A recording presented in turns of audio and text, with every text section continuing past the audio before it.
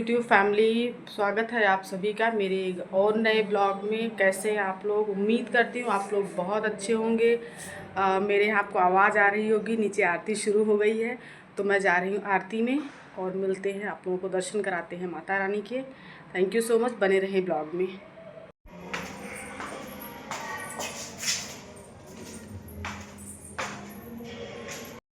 तो यहाँ पे हो रही है माता रानी की आरती। अभी बड़ी वाली मूर्ति की स्थापना नहीं हुई है, आज शायद हो जाएगी रात तक, तो वो भी मैं आपको शेयर करूँगी। तो आरती हो रही है यहाँ पे अब।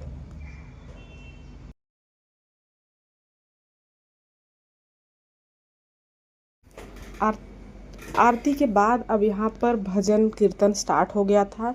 काफ़ी देर तक चला था पर मैं ज़्यादा देर तक रुक नहीं पाई थी। जैसे स्टार्ट हुआ थोड़ी देर के बाद, लगभग 15-20 मिनट के बाद मैं घर वापस आ गई थी, क्योंकि नेक्स्ट डे स्कूल भी था बच्चों का और मेरा भी। तो मैं ज़्यादा देर तक नहीं रुक पाई थी, इसलिए प्रसाद लेकर के मैं आ गई थी। बाकी वहाँ पर भजन कीर्तन तो शायद काफ़ी देर तक रात में चलता रहा, पर मैं जल्दी आ गई थी वहाँ से।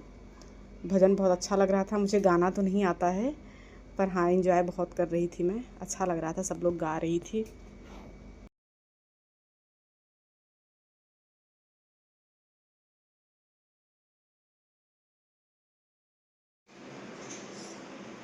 बोलो कुछ, क्या? कुछ भी बोलो। आप बोलो। अच्छा, तो फ्रेंड्स, प्रशंस और मम्मा स्कूल से आ चुके हैं। आ जाओ, इधर आओ, इधर आओ, इधर आओ, मम्मा के पास आ जाओ। स्कूल से आ गए, लेकिन मम्मा को फिर से स्कूल जाना है। आज पता है मैंने क्या किया है? आज मैं स्कूल में थी और मेरे पास दो फ़ोन मैं लेकर के जाती हूँ। एक मेरे जो घर वाला जो फ़ोन होता है, मैं वो भी लेकर के जाती हूँ, और मैं दोनों ही फ़ोन स्कूल लेकर के जाती हूँ।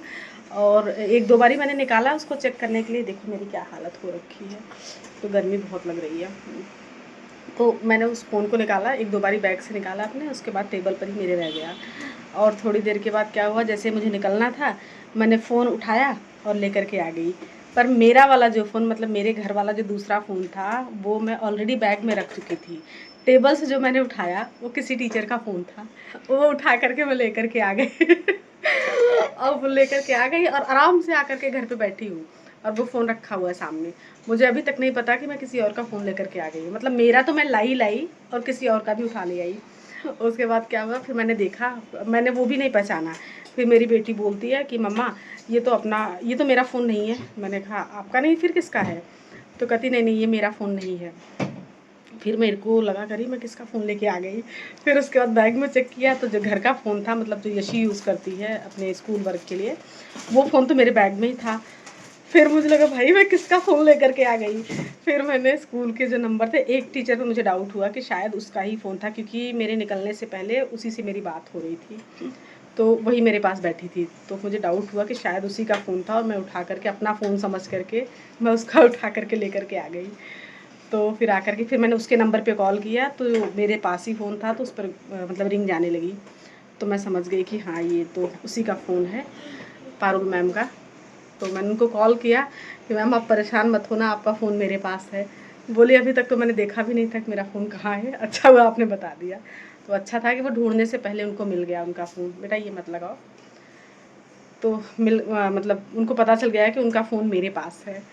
अब मेरे को जाना पड़ेगा दोबारा से, या तो मैं किसी के थ्रू उसको ड्रॉप कराऊँ स्कूल तक, क्योंकि अभी भी वो स्कूल में है। तो मैं सोच रही हूँ कि स्कूल उनको भिजवा दूँ फ़ोन, या फिर उनकी उनकी सोसाइटी मेरे मतलब सोसाइटी आमने सामने है, मतलब आमने सामने नहीं, मतलब पास में ही पड़ता है।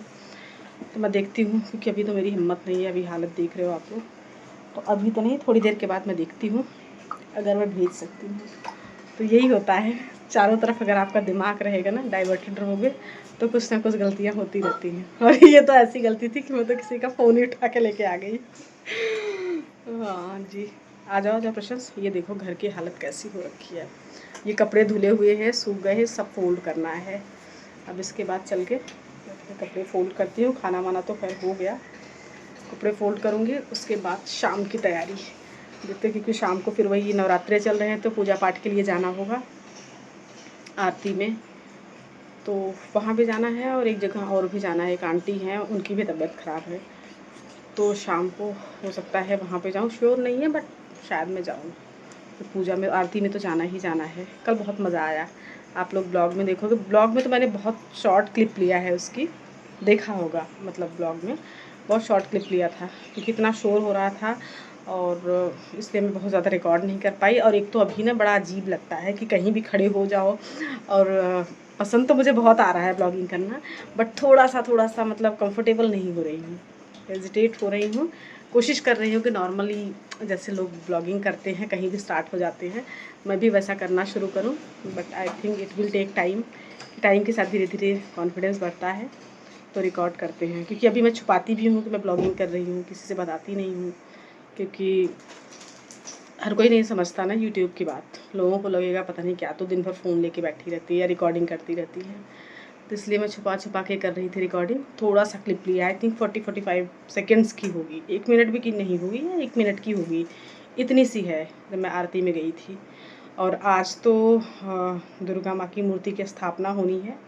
मूर्ति आ गई है, रात में ही आ गई थी, आई थिंक 2:30 बजे आई थी।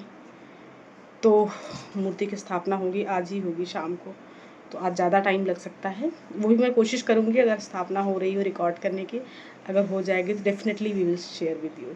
थैंक यू सो मच, बने रहे ब्लॉग में और इसी तरीके से मेरे ब्लॉग को सपोर्ट करते रहिए, जिससे मैं, ये देखिए स्माइली बना रखी है अपने, ये प्रशंस ने बना, नहीं स्माइली नहीं बनाई है मैंने, ये मैं लिख रही थी वो होता ना षटकोण वाला जो होता है, वो मैं लिख के दिखा रही थी। यहाँ पे क्या होता है कि मतलब एनसीआर में मोस्टली टीचर्स इंग्लिश बहुत अच्छी होगी, पर हिंदी जो होती है ना उनकी मतलब बस बहुत, मतलब सबकी बात नहीं कर रही हूँ, मतलब फिर भी होता है जिसकी इंग्लिश बहुत अच्छी होगी, ऑब्वियस अगर वो इंग्लिश टीचर है तो उसकी हिंदी तो थोड़ा सा रहेगी, बट हिंदी तो कभी ना कहीं ज़रूरत पड़ ही जाती है लिखने की। तो वही उनको कन्फ्यूज़न हो रही थी, तो मैं बता रही थी कि इस तरीके से लिखना है। हाथ पे लिखना नहीं चाहिए, पर फिर भी उस टाइम पे मेरे पास हाथ में सिर्फ पेन थी, तो मैं उनको लिख के दिखा दिया कि ये ऐसे बनता है। चलिए जी, थैंक यू सो मच, बने रहे ब्लॉग में, इसी तरीके से सपोर्ट करते रहिए। थैंक्स अ लॉट, मिलते हैं मेरे नेक्स्ट ब्लॉग में।